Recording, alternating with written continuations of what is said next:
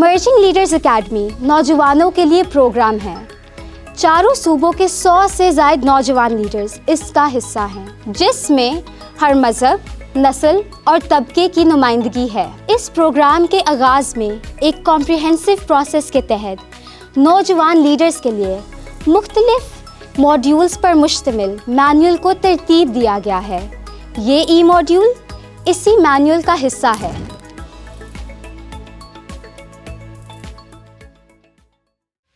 جمہوریت کیا ہے؟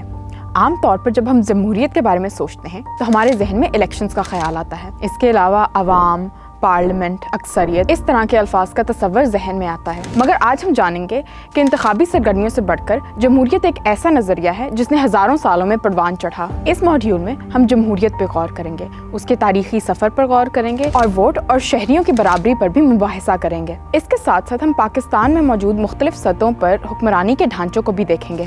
ہمارا مقصد یہ ہے کہ ہم جمہوری اور حکمرانی نظریات کے بارے میں معلومات حاصل کریں. اس معلومات سے نوجوان اپنے عوامی مفادات کے کاموں میں مدد لے سکتے ہیں. اب ہم ایک قدم پیچھے لیتے ہیں اور یہ جانتے ہیں کہ سیاست اور ریاست کیا ہے اور یہ ضروری کیوں ہے. سیاست ایک پرامن انداز میں طاقت اور وسائل کے حصول کے لیے مقابلہ بازی کا عمل ہے. ریاست ایک ایسی سیاسی تنظیم ہے جس کے پاس ایک مسلمہ، علاقہ، حکومت، مستقل آبادی اور اقتدار اعلیٰ موجود ہوتا ہے. اس کے علاوہ ریاست کو بین الاقوامی قانون اور تعلقات میں تسلیم کیا جاتا ہے. آج کی ریاست ایک قومی ریاست ہے جو ماضی کی سلطنت اور بادشاہت سے بہت مختلف ہے. پہلے زمانے میں حکمرانی کے علاقے بدلتے رہتے تھے. جمہوریت کی بنیاد اس بات پر مبنی ہے کہ ہر انسان برابر ہے اور انسان اشرف المخلوقات کا درجہ رکھتے ہیں. تو جمہوریت کیا ہے؟ ہم جمہوریت کو وہ طرز حکمرانی کہہ سکتے ہیں جس میں 4 مخصوص چیزیں موجود ہوں. نمبر 1، ایک ایسا سیاسی نظام جس میں حکومت کا چناؤ اور تبدیلی آزاد اور غیر جانبدارانہ الیکشن سے ہو. نمبر 2، لوگوں کی بحیثیت شہری سیاست اور شہری سرگرمیوں میں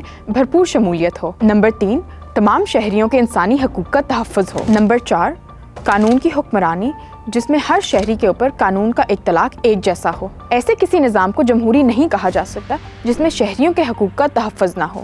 جیسے کہ جرمنی میں ہٹلر آیا تو ووٹوں کے ذریعے تھا، مگر اپنی نسل پرستانہ پالیسیوں کی وجہ سے ہم اس کی حکومت کو جمہوری نہیں کہہ سکتے. جمہوریت جیسی آج ہے ہمیشہ ویسی نہیں تھی. حالانکہ جمہوریت کی تاریخ میں 18 سال کے لوگوں کو دنیا بھر میں ووٹ کا رائٹ 20ویں صدی میں حاصل ہوا. اس سے پہلے یورپ میں خواتین کو، غلاموں کو اور کم جائیداد رکھنے والوں کو ووٹ کا حق حاصل نہیں تھا. انسانی تجربے نے ثابت کیا ہے کہ جنس یا ملکیت کی بنیاد کے بجائے ہر شہری برابر ووٹ کا حقدار ہے. سب شہری اپنی بنیادی ضرورتوں میں برابر ہیں. تاریخی طور پر 5th سینچری میں ایتھنز کی شہری ریاست کو جمہوریت کی پہلی اماج کا قرار دیا گیا ہے. 5ویں صدی میں ہی پہلی رومن جمہوریہ قائم کی گئی جس میں مخصوص الیکٹڈ نمائندے اور سینیٹرز حکومت کیا کرتے تھے. جمہوری تاریخ میں کچھ باقی اہم ترین واقعات کچھ یوں ہیں. میگنا کارٹا کا معاہدہ جس کے تحت انگلستان میں کنگ جان نے روساں کو حقوق دیے. برطانوی خانہ جنگی جب آئینی بادشاہت قائم ہوئی. 1689 جب بل آف رائٹس منظور ہوا. امریکی انقلاب جب امریکہ میں فیڈرل ریپبلک قائم کی گئی. لیکن صحیح معنوں میں فرانسیسی انقلاب نے آج کی جمہوریت کی بنیاد رکھی جب عوامی اقتدار اعلیٰ اور عوامی حقوق کو پذیرائی ملی. اسی طرح انگلستان میں ریفارمز ایکٹ منظور ہوئے اور شہریوں کو ووٹ کا حق دیا گیا. تاہم یہ حق مخصوص جائیداد کی بنیاد پہ دیا جاتا تھا. دوسری جنگ عظیم کے بعد جمہوریتوں کا قیام. 20ویں صدی کے وسط میں نوآبادیاتی دور کا خاتمہ. 1994 میں ساؤتھ افریقہ میں نسل پرستانہ حکومت کا خاتمہ. یورپین یونین اور ایک علاقائی اتحاد کا قیام. دسمبر 1991 میں سوویت روس کا خاتمہ جس کے بعد بین الاقوامی سطح پر جمہوری طرز حکومت کو مکمل فتح حاصل ہوئی. ہم کہہ سکتے ہیں کہ عوام، قانون، حقوق کی حکمرانی اور یکساں شہریت جمہوریت کے بنیادی اصول ہیں. لیکن اگر ہم پاکستان میں جمہوری سفر کا جائزہ لیں تو ہمیں اس میں بہت تعطل نظر آئے گا. پاکستان میں اہم ترین جمہوری واقعات کچھ یوں ہیں. 1947 میں آزادی. 1956 میں پہلا آئین. 1958 سے 1969 میں جنرل ایوب خان کا مارشل لاء. 1962 میں دوسرا آئین. 1971 سے 1977 میں ذوالفقار علی بھٹو کی حکومت. 1973 میں تیسرا آئین. 1977 سے 1988 جنرل ضیاء کا مارشل لاء. 1988 بےنظیر بھٹو کا انتخاب. 1990 سے 1999 نواز شریف کی حکومتیں. 1999 جنرل مشرف کا دور. 2006 چارٹر آف ڈیموکریسی. 2008 جمہوریت کی واپسی. 2013 سے 2017 تک نواز شریف کی حکومت. 2018 سے 2022 عمران خان کی حکومت اور 2022 اور 2023 میں شہباز شریف کی حکومت. اگر ہم پاکستان کے آئینی ڈھانچے پر نظر دورائیں تو ہمیں درج ذیل اہم چیزیں دکھائی دیتی ہیں، جیسے حکومت کی 3 شاخیں، مقننہ حکومت اور عدلیہ، وفاقی نظام جس میں صوبوں کو اکائی کا درجہ حاصل ہے اور 2010 میں صوبوں کو خود مختاری حاصل ہوئی۔ اس طرح پاکستان میں ایوان قومی اسمبلی اور سینٹ پر مشتمل ہے۔ پاکستان میں وفاقی انتظامیہ وزیر اعظم کے تحت کام کرتی ہے، جس میں کابینہ اور پرنسپل سیکرٹری آفس شامل ہے، جبکہ پرنسپل سیکرٹری آفس کے ماتحت secretary, joint secretary, additional secretary, deputy secretary اور سیکشن آفیسرز کام کرتے ہیں۔ اسی طرح صوبائی سطح پر چیف منسٹر سربراہ ہوتا یا ہوتی ہے، جس میں کابینہ اور چیف سیکرٹری شامل ہیں، جبکہ انتظامی طور پر ہر محکمے میں additional chief secretary, secretary, special additional secretary, deputy secretary اور سیکشن آفیسرز ہوتے ہیں۔ ہر ڈویژن کی سربراہی کمشنر کرتے ہیں، جبکہ ضلعی انتظامیہ کی سربراہی ڈپٹی کمشنر کے پاس ہوتی ہے، جن کے نیچے ایڈیشنل ڈپٹی کمشنر اور تحصیل کی سطح پر اسسٹنٹ کمشنر ہوتے ہیں۔ آئین کے آرٹیکل 140A کے مطابق لوکل گورنمنٹ کی انتظامیہ بھی موجود ہے، لیکن وہ فی الحال مؤثر نہیں ہے، اسی لیے تحصیل انتظامیہ اور ضلعی میونسپل انتظامیہ تک اختیارات موجود رہتے ہیں۔ اب ہم بات کریں گے جمہوریت اور گورننس کے لیے نوجوانوں کی شمولیت اور ان کا کلیدی کردار۔ نوجوانوں کے لیے ضروری ہے کہ وہ بھی ان آئینی پرتوں کو جانیں اور سمجھیں کہ پاکستان میں سپریم قانون آئین ہے، جس کی روشنی میں قوانین بنائے جاتے ہیں۔ قانون پر عمل درآمد کے لیے ضوابط ترتیب دیے جائیں۔ اسی طرح صوبائی سطح پر محکمانہ رولز آف بزنس بھی موجود ہیں۔ ہم دیکھ سکتے ہیں کہ انتظامی معاملات کو چلانے کے لیے ریاست کا ایک وسیع ڈھانچہ موجود ہے۔ ایسے نوجوان جو اجتماعی اور عوامی مفادات کے لیے کام کرتے ہیں، انہیں چاہیے کہ عوامی مفادات پر عمل درآمد کروانے کے لیے وہ متعلقہ قوانین، پروسیجر، رولز آف بزنس اور متعلقہ محکمے سے رجوع کریں۔ اس کے ساتھ ساتھ بجٹ کیلنڈر کو بھی دیکھنا ہوگا۔ محکموں کے اندر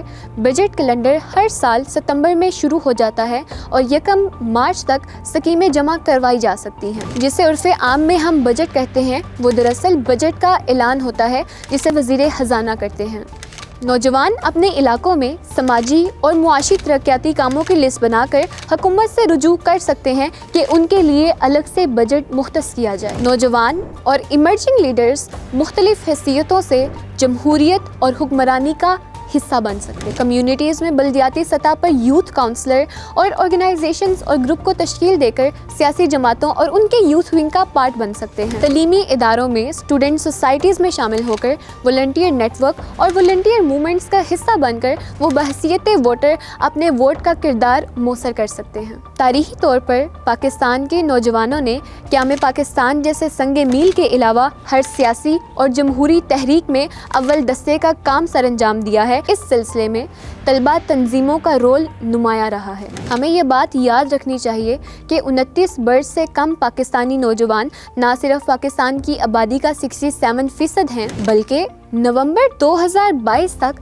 18 سے 29 سال کے اہل نوجوان ووٹرز کی تعداد 3 کروڑ 40 لاکھ تھی، جن میں سے پنجاب میں 1 کروڑ 90 لاکھ، سندھ میں 66 لاکھ، خیبر پختونخوا میں 64 لاکھ، بلوچستان میں 15 لاکھ اور وفاقی دارالحکومت میں 2,67,000 ایکٹیو ووٹرز کی تعداد موجود تھی۔ اس کے علاوہ اگر دیکھا جائے تو خواتین ووٹرز کی تعداد مردوں کے مقابلے میں قدرے کم ہے، اور اس کے پیچھے بہت سی وجوہات سامنے آتی ہیں، اور 2 وجوہات جو بار بار سامنے آتی ہیں اور نوجوان ان کو ختم کرنے کے لیے اپنا کلیدی کردار بھی ادا کر سکتے ہیں۔ پہلا، خواتین کا شناختی کارڈ نہ ہونا۔